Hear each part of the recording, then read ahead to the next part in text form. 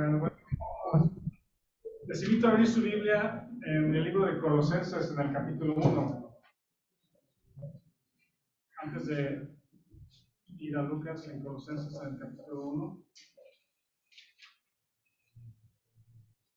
Y lo que estamos estudiando en el libro de Lucas es Jesucristo en los Evangelios.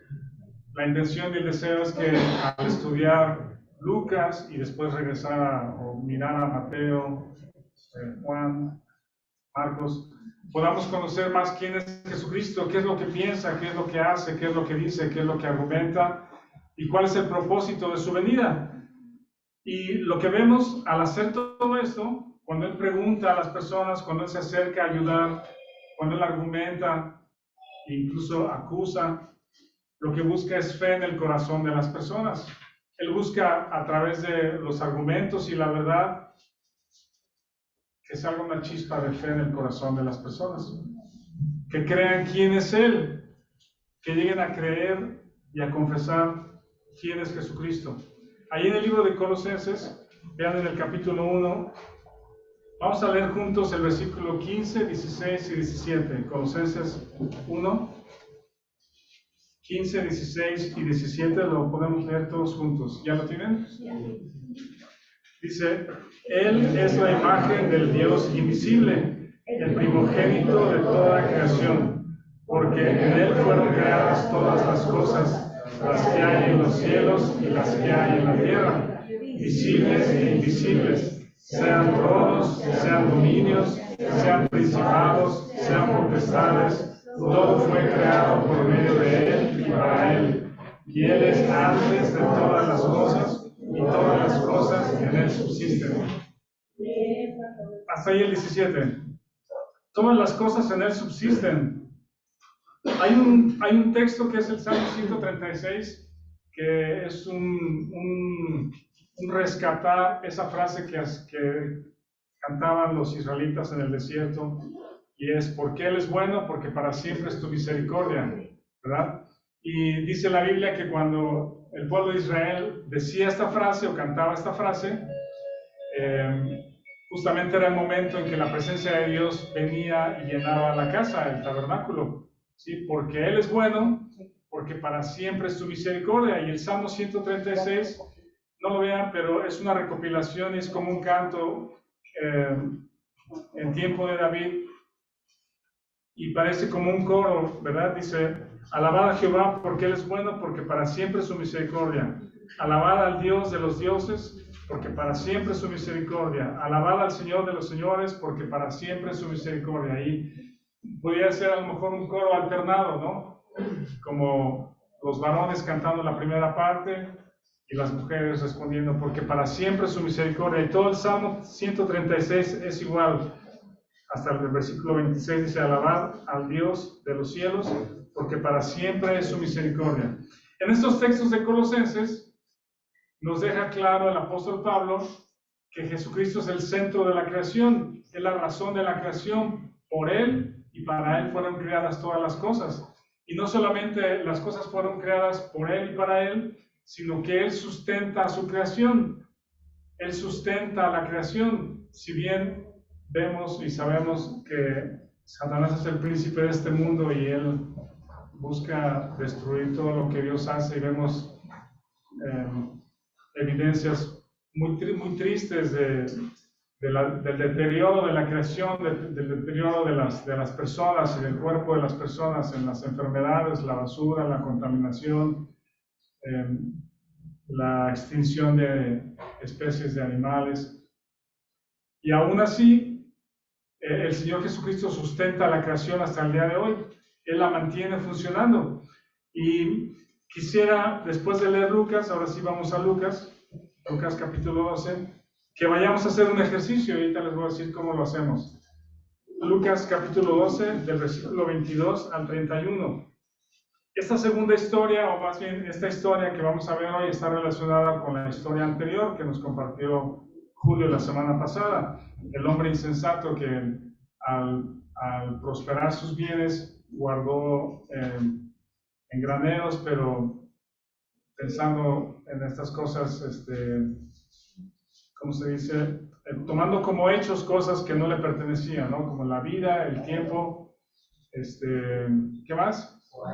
El alma, exactamente. Y esta segunda parte, Jesús habla a sus discípulos, dice el versículo 22, dijo luego a sus discípulos, por tanto os digo, ¿verdad? Es decir, viene la historia del rico insensato, esta parábola, y luego dice, por tanto, por lo que les acabo de decir, ahora les digo, no os afanéis por vuestra vida, qué comeréis, ni por el cuerpo que vestiréis. La vida es más que la comida, y el cuerpo que el vestido.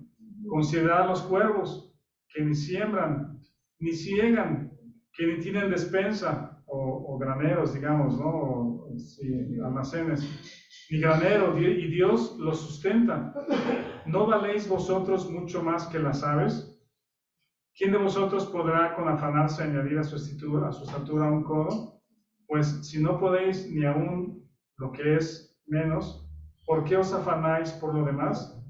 Considerad los lirios, cómo crecen, no trabajan, no hilan, mas os digo que ni aun Salomón con toda su gloria se vistió como uno de ellos. Y si así viste Dios la hierba que hoy está en el campo y mañana es echada al horno, ¿cuánto más vosotros, hombres de poca fe? Vosotros pues no os preocupéis por lo que habéis de comer, ni por lo que habéis de beber, ni estéis en ansiosa inquietud, porque todas estas cosas buscan las gentes del mundo, pero vuestro Padre sabe que tenéis necesidad de estas cosas, mas buscad el reino de Dios, y todas estas cosas os serán añadidas. El afán nada añade. Habla acerca de el afán o la ansiedad, aquella preocupación intensa o el miedo por lo que va a venir el día que viene. El día siguiente es una ansiedad de preocupación intensa, en exceso, que incluso puede causar problema al corazón, taquicardia, ansiedad, falta de sueño. Y el Señor trae a colación este comentario, esta enseñanza a los discípulos después de hablarles del hombre que guarda en sus graneros.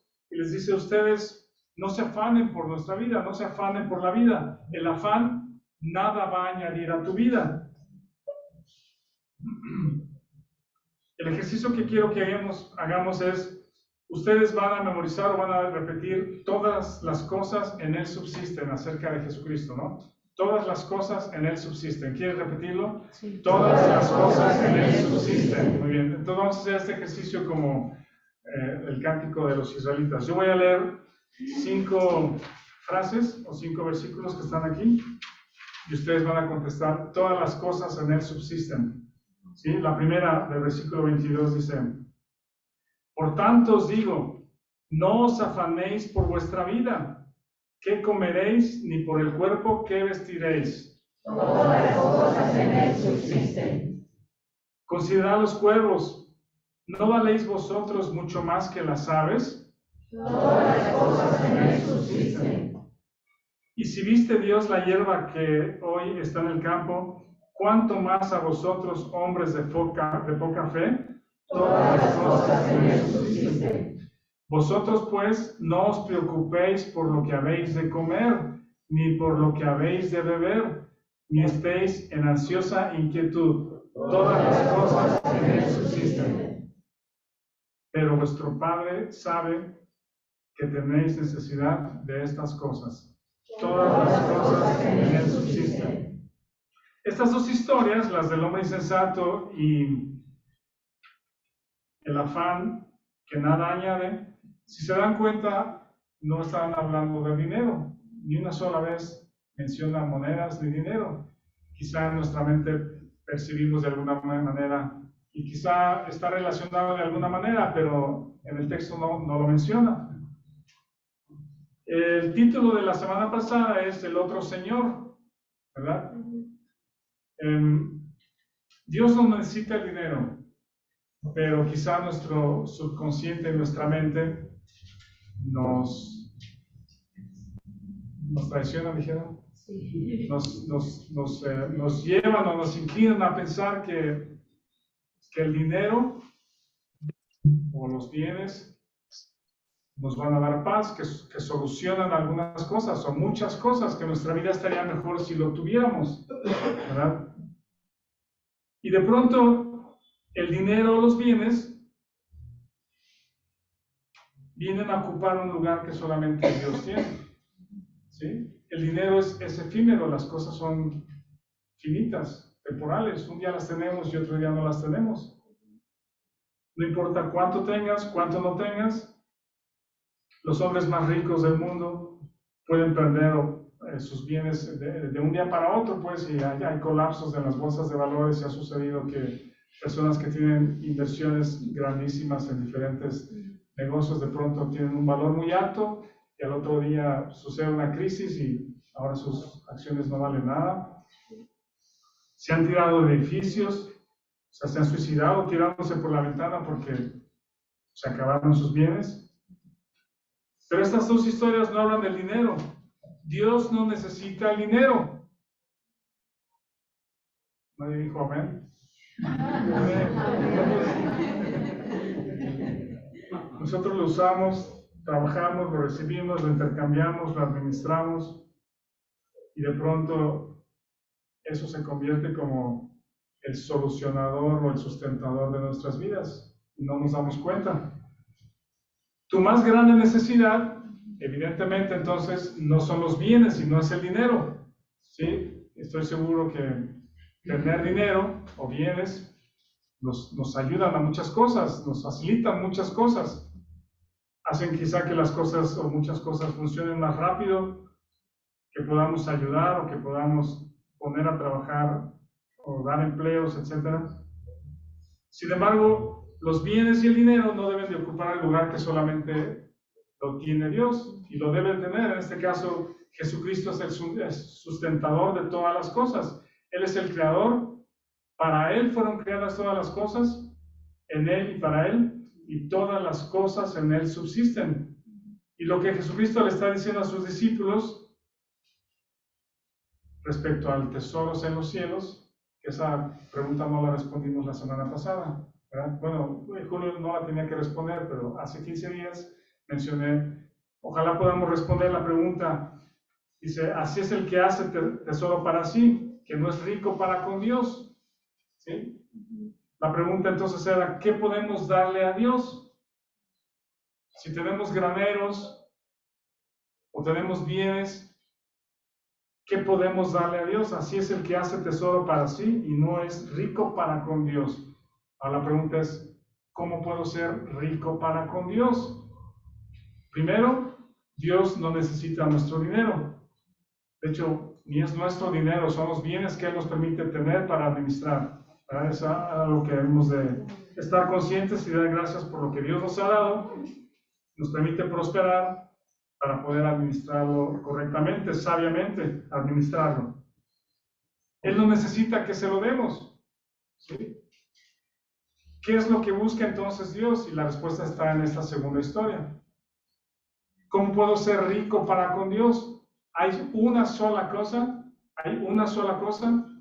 que Dios acepta.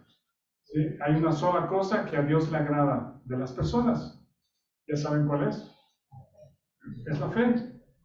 No hay otra cosa que le podamos dar, no hay otra cosa que Dios pueda aceptar de parte nuestra.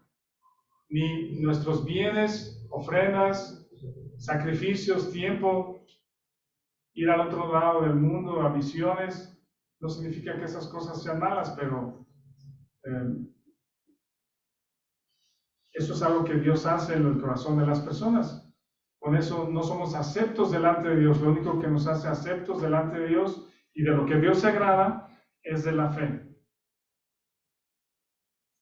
Cuando en el texto anterior uno de la multitud le dice a Jesús, Maestro, ¿verdad? Le dice, Maestro, tú eres bueno. Bueno, eso no le dice, pero en mi mente es algo como, tú eres bueno, tienes un buen juicio para ayudarme a decidir aquí entre mi hermano y yo, pues que parta bien la herencia. Veo que tú eres sabio, que conoce la escritura, que eres piadoso, y maestro es el nivel que esta persona le da para que puedas atender este asunto entre familia, entre los hermanos, en la herencia. Pero Jesús no dice, ¿quién me ha hecho partidor y juez? O sea, Ese no es el título ni la función que vengo a tener. Y es como, entre paréntesis, mencionar, yo soy el sustentador, yo soy el creador, todas las cosas fueron hechas para mí, y todas las cosas por mí subsisten. Ahora sí te escucho, ¿verdad? Maestro, no soy maestro, o sea, no es el título que me debes de poner. Deseo que me conozcas como el sustentador del universo, el sustentador de todas las cosas. Bueno, una vez decíamos hace poco, y hay un clip ahí muy interesante que les podemos compartir de un predicador, que dice que cuando se habla de Jesucristo como un profeta, como un maestro, como un hombre piadoso, a todo el mundo le gusta Jesucristo en ese nivel, ¿verdad? Los budistas, ¿cómo se llama? Los musulmanes, todas las religiones, Gandhi, hombres piadosos, todos van a decir Jesús es un gran hombre, ha hecho grandes cosas por la humanidad, es muy bueno, es un gran profeta, etc. ¿Verdad? Todo el mundo está a favor de Jesucristo. Pero en el momento que se cruza la línea acerca de Jesucristo y que Él se declara entonces como Dios, Hijo de Dios, Santo, Divino, ¿verdad? Entonces ahí ya tenemos un problema, porque eso no le agrada a muchas personas. Cuando Jesucristo da un paso más adelante y se da a conocer como el sustentador, entonces lo quieren apedrear. Cuando da un paso más adelante y abre las escrituras y dice, esta escritura se ha cumplido delante de todos ustedes, y entonces ya lo quieren echar por el barranco de repente. ¿Qué tal con nosotros? Tenemos a Jesús en un nivel elevado, bueno, muy bueno, pero es nuestro sustentador. Él es el sustentador de tu vida. ¿Has ejercido la fe o ejercitas tu fe en ese sentido de gracias Jesucristo, gracias Dios, porque tú eres mi sustentador? Nada me falta, todas las cosas son tuyas. Eres el dueño de todas las cosas. Y Jesús les pone dos ejemplos, ¿sí? Uno es las aves, particularmente los cuervos, y el otro son las plantas, o particularmente los lirios. Le voy a dar a Jared unos minutos para que nos comparta acerca de los cuervos y de los lirios. Y continuamos en un momento.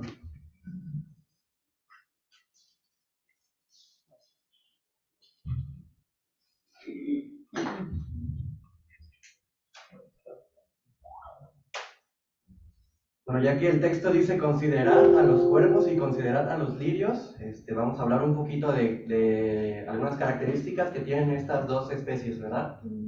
Me gustaría que nos tomáramos unos minutitos para hablar de los cuervos. Y no de don José, ¿verdad? Bueno, el texto original no hace alusión específicamente al cuervo que conocemos, sino menciona más bien córvidos, que es la familia a la que pertenecen los cuervos. Sin embargo, el cuervo que nosotros conocemos es el que está expandido por toda la tierra y es el más común de esta familia. Y es por esto que lo vamos a tomar, ¿verdad? Bueno, es un animal, un ave es el más grande de la especie de los córvidos y puede llegar a medir hasta 60 centímetros y pesa de entre 1 kilo y 1,5 kilos. Su plumaje es negro, brillante, como los smokings satinados, es brillante. Y también las plumas en su cuello son más gruesas. No pude encontrar por qué, pero esa es la diferencia entre el plumaje del resto de su cuerpo, ¿verdad? Son más gruesas. Vuela a una altura de entre 1000 a 1500 metros y pueden llegar a vivir de 10 a 15 años. Y algunos ejemplares han vivido hasta 40 años en cautiverio. ¿Dónde viven? Bueno, principalmente están presentes en el norte y en el centro de América, están en Europa, en casi toda Asia y también en el norte de África. Estos animales suelen hacer sus nidos en riscos o lugares altos en árboles que los protejan de los depredadores. Y en dado caso de que haya escasez de alimentos, suelen llegar a migrar un poco, pero no recorren largas distancias. ¿Y qué es lo que comen ellos? Bueno, principalmente se alimentan de carroña. También cazan animales pequeños como liebres o ratoncitos. También se unen, eso es muy importante, se unen con su pareja, solamente tienen una pareja en su vida y entre los dos se encargan de cazar, ¿verdad? Ajá, de alimentar. Ajá. Y cuando encuentran un animal muerto, sus picos no son tan fuertes como para poder desgarrar la piel, sino que ellos atraen a los buitres, que son otras aves carroñeras más grandes. Están muy feas, de hecho ahí en el rancho hay unos, y dan miedo, sí. Y estas aves con sus picos sí pueden desgarrar la piel de los animales, de los cerditos que hay allá, que se nos mueren, los becerros también los desgarran todos, ¿verdad? Entonces cuando los cuervos ven que ya están desgarrados, ahora sí entran y se ponen ahí a competir por la comida, y pues es de esta forma que consiguen su comida. También se alimentan de plantas y de cereales. Por eso que en las caricaturas sale como un cuervito ahí con un gorrito que va por el maíz, ¿verdad? Bueno, ese también es un cuervo. Frutas, sí, de todo, la basura, de alimento, todo. Bueno, y los lirios. Ahorita vamos a hablar de los lirios, no del jabón lirio, sino de las plantas.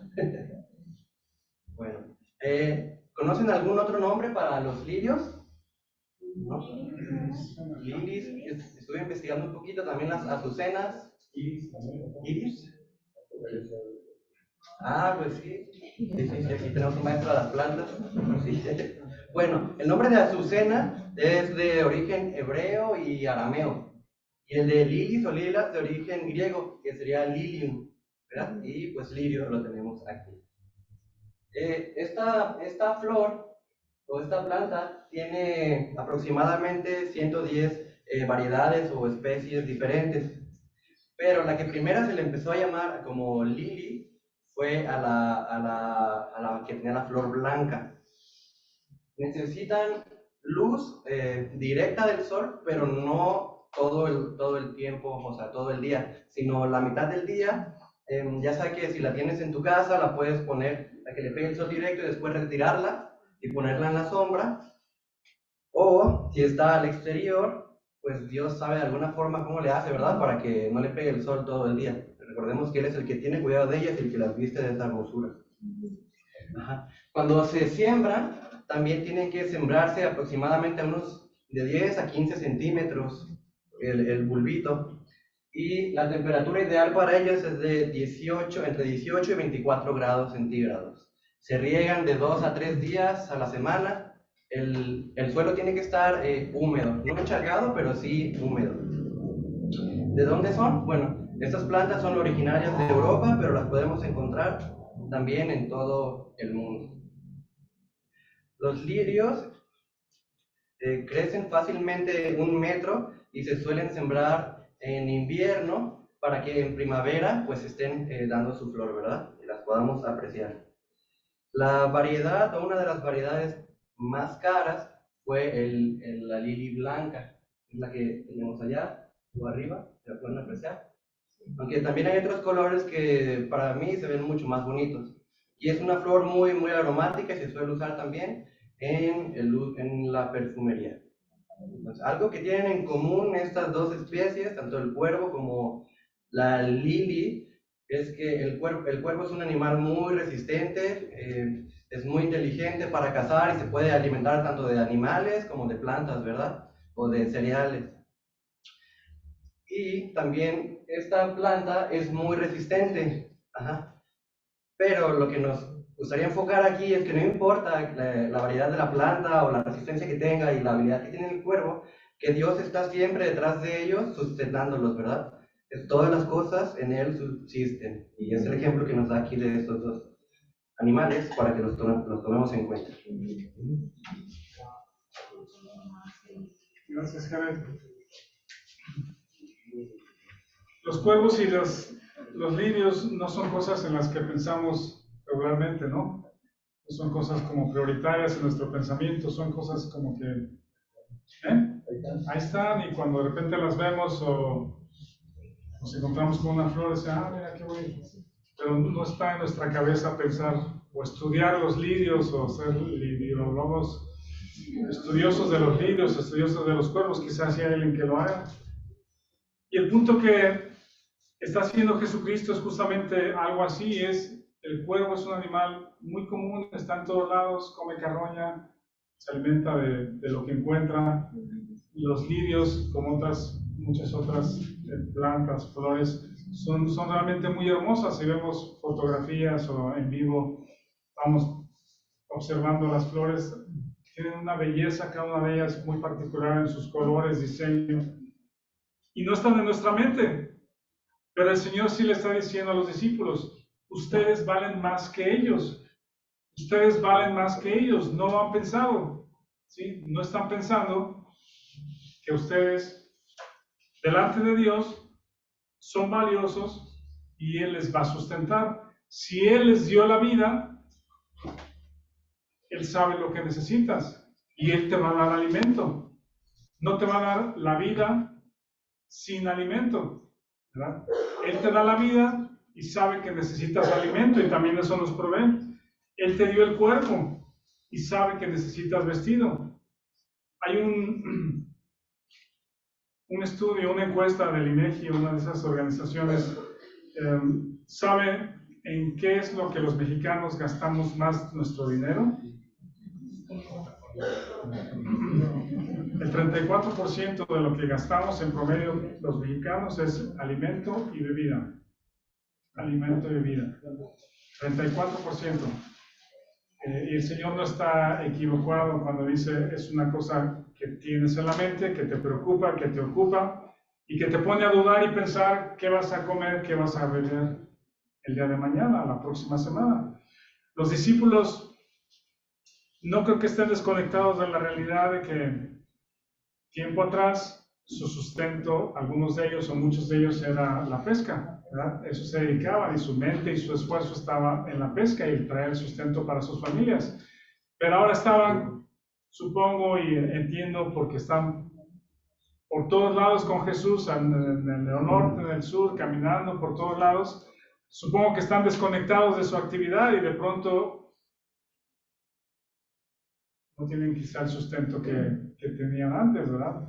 Eso podemos deducirlo, podemos inferirlo con la historia. Y el Señor apunta con esta historia a la fe.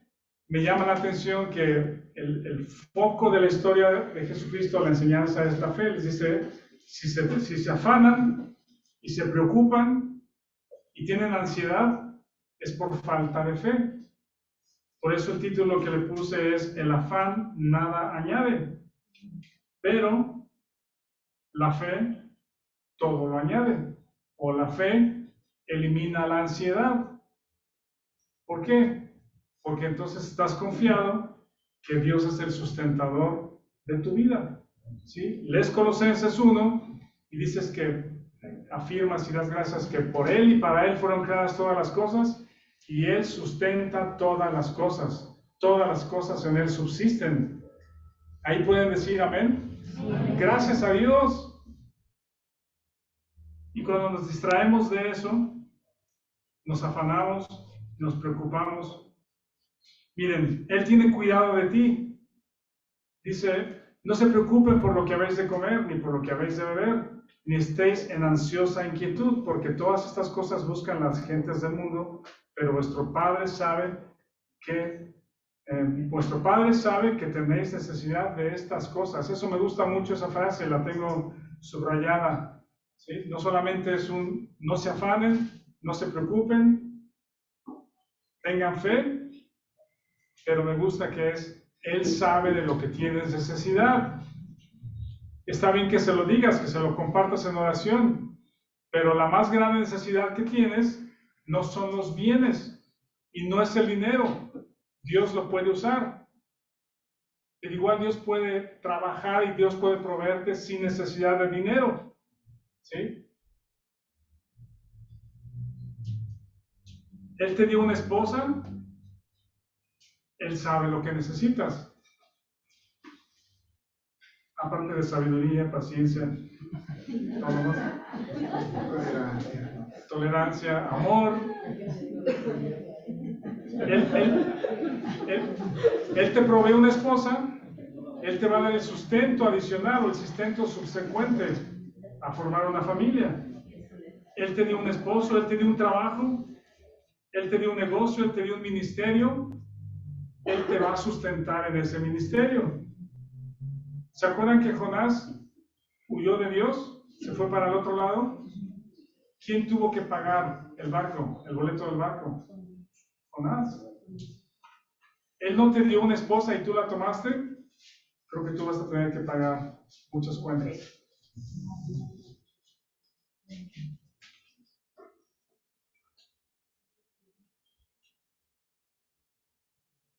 Cuando Él te provee y te da dirección y te encamina a un trabajo, a un ministerio, a una familia, a una escuela, Él te dio la escuela, Él te dio el trabajo, Él te dio los bienes, Él te dio los medios, Él te puso ahí, Él te va a sustentar ahí. Pero no creemos. Él sabe lo que necesitas, pero no confiamos en Él. En el tiempo del maná, los israelitas tenían un solo mandamiento, ¿se acuerdan? Cómete todo lo que quieras hoy. ¿Sí? Si comes mucho y eres grande y te alimentas, come todo eso. Pero no guardes para mañana, porque Dios te proveerá. No significa, no estoy diciendo que no ahorremos, que no preveamos gastos, compromisos, etc. No estoy diciendo eso. Hay otro hombre, por cierto, en el Antiguo Testamento que guardó en graneros. ¿Se acuerdan cuál fue? José. ¿Qué diferencia hay entre el hombre insensato que guardó en graneros y José que guardó en graneros? ¿Cuál es la diferencia entre los dos? Uno lo quería para él y el otro lo quería para él. Uno estaba pensando en mí, yo, mi alma, regocíjate, es para mí. Y el otro confió en Dios, él no sabía el futuro, él no sabía mañana.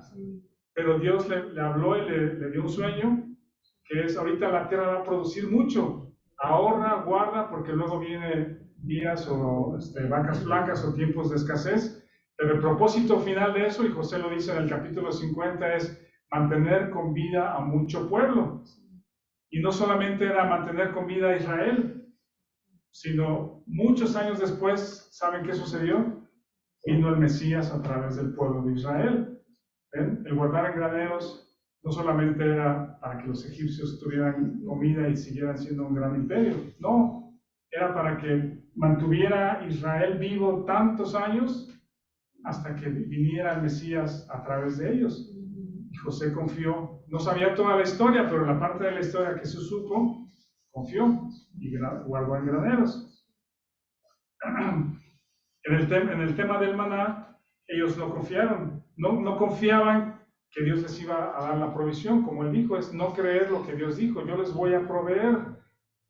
Y la gente guardó diciendo, pensando, por si las moscas, por si las dudas, mejor yo guardo, yo me proveo para mí mismo. ¿Sí? Esa es la diferencia.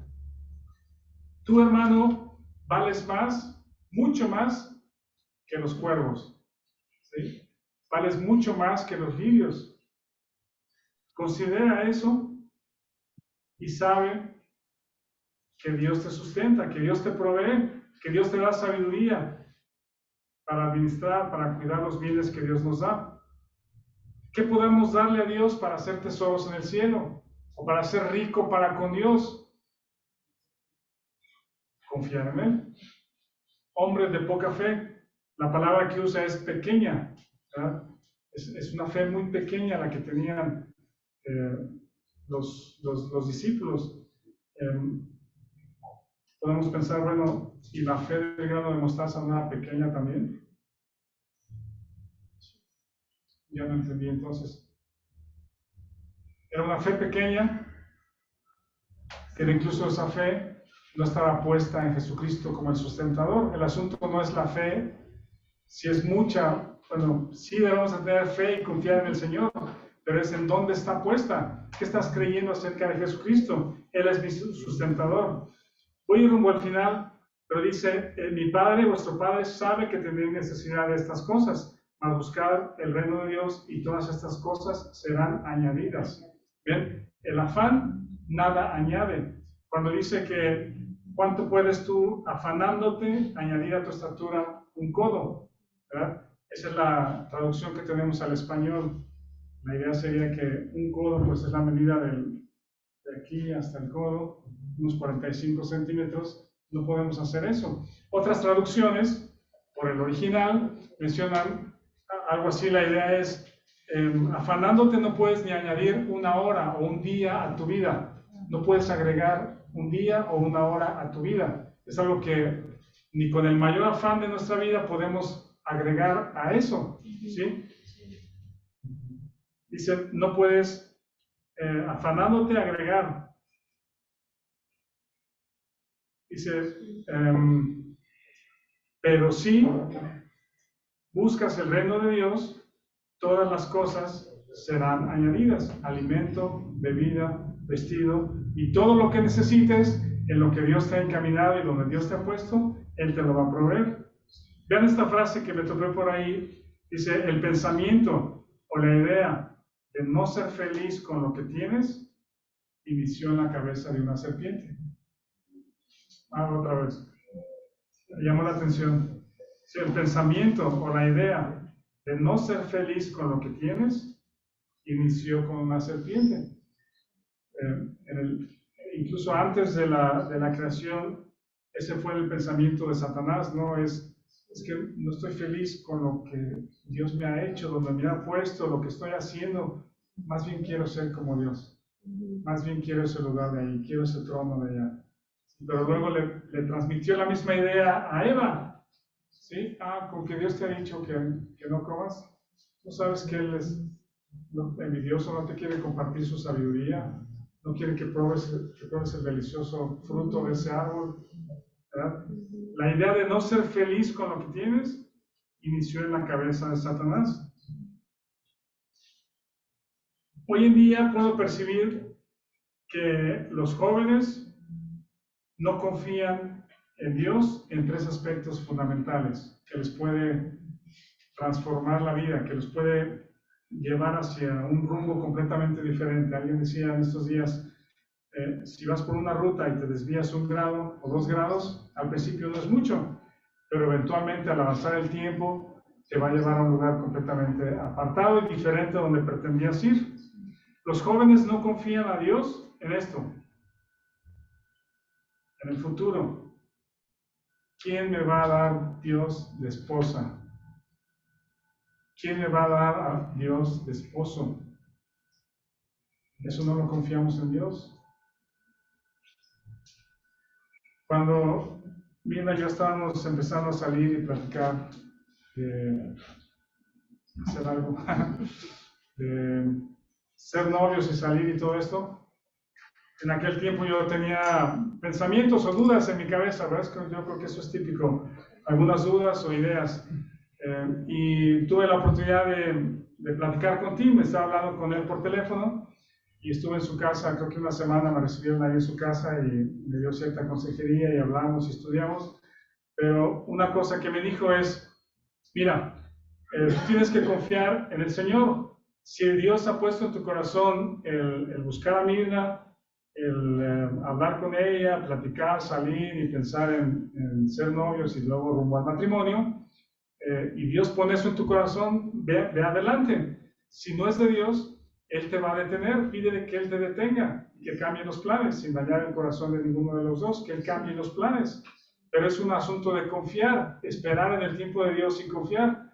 Entonces yo le decía, bueno, veo algunas cosas buenas y algunas otras cosas que no me convencen mucho. Y le decía a Tim, pero ¿qué tal si Mirna es esto, esto y esto? Pero luego encuentro que hay una joven que conozco eventualmente, que conozca que es así, así, así, que a lo mejor es mejor en otros aspectos. Y Tim me dijo, eso siempre lo vas a encontrar. Siempre va a haber alguien mejor de alguna manera, o que haga mejor, o que sea más bonita, o que sea más alta, o que sea más estudiosa, que sea más simpática, que sea más esto, siempre va a haber alguien, ¿sí?, que sea mejor en algún aspecto. Pero si confías que ella es la persona que Dios ha diseñado para ti, entonces vas a ir adelante con ella. Y Dios te va a permitir ir adelante, y justamente era esto, y Él te va a sustentar en lo que venga para adelante. Y gracias a Dios que el Señor ha sido fiel todos estos años en nuestro matrimonio y en nuestra familia. Pero tú, joven, soltero, ¿está en tu corazón confiarle a Dios este asunto? ¿Está en tu corazón confiarle a Dios este asunto? Decir, Dios, no sé, tengo el anhelo de algún día casarme, algún día andar de novio, de novia, rumbo al matrimonio, con todo respeto, con toda santidad, y con todo orden, con toda sujeción a los padres, y confío en que tú vas a poner a la persona correcta en mi vida, y a la persona que tú has diseñado. Si tú permites que los cuervos casen juntos, ¿no?, seguramente tú tienes una persona idónea para mí, diseñada para mí, de acuerdo a lo que yo pienso, de acuerdo a lo que yo siento, a lo que necesito, y ella me complementa y viceversa. Esa es la primera cosa que los jóvenes no confían, y te pido, te exhorto, joven, que confíes en Dios, porque eres tu sustentador. Verás y no te arrepentirás que pasado el tiempo, si esperas en el Señor y Él te da tu compañero o tu compañera idónea, que vas a dar gracias a Dios con una sonrisa y con paz, con alegría, por lo que esperaste y por lo que Él te proveyó. La segunda cosa es la carrera que voy a estudiar, ¿sí? A veces pensamos que no somos valientes, o no valientes, quiero decir valiosos, iba a decir, ¿sí?, que no somos tan valiosos o tan inteligentes como otras personas, nos comparamos con otras personas, ¿sí?, y menospreciamos lo que Dios nos ha dado. Dios ha dado talentos a cada persona, talentos particulares, habilidades, talentos, dones, forma de pensar muy particular, y Dios tiene una carrera, Dios tiene un camino trazado para que tú puedas desarrollarte con tu potencial en ese trazado. Puede ser una mamá de tiempo completo, puede ser un pastor, puede ser un misionero, puede ser un ingeniero, puede ser un abogado. Dios nos da la capacidad mental, intelectual, física, puede ser un gran músico, lo que sea, ¿verdad? Las habilidades que tengas son dadas por Dios, porque Él quiere que andes por esa carrera, por ese camino. Y es la segunda cosa, que no confiamos en Dios, ¿sí? Y la tercera es este punto que el Señor Jesucristo está mencionando. No confiamos en su provisión, no confiamos que Él nos va a proveer. Tenemos que trabajar, Pablo nos insiste. Tenemos que ser buenos administradores, pero no tengo ansiedad al respecto. No tengo ansiedad al respecto. Si es tiempo de guardar en graneros como José, pues vamos a guardar en graneros y a invertir y a cuidar para el momento en que vengan vacas flacas, y ver qué Dios hace entre nosotros, y ayudar a otros, y generar trabajo, generar empleos, etcétera, ¿no? No agradecemos ni confiamos en la forma que Dios nos ha hecho, nuestra identidad, nuestras capacidades, el lugar donde Dios nos ha puesto, en el entorno. Ahora, el asunto muy grave, que la cultura de hoy no confía a Dios y lo desecha completamente, es el género, el sexo, ¿verdad? Varón y hembra los creó. Y muchas personas están diciendo, no, nací en el cuerpo equivocado, no me gusta esto, y voy a cambiar este asunto. Bueno, aquí terminamos. El afán nada añade, la fe todo lo añade, todas estas cosas os serán añadidas. Repitamos todos juntos el texto de Colosenses: todas las cosas en Él subsisten. Que así sea, amén. Gracias, Luis.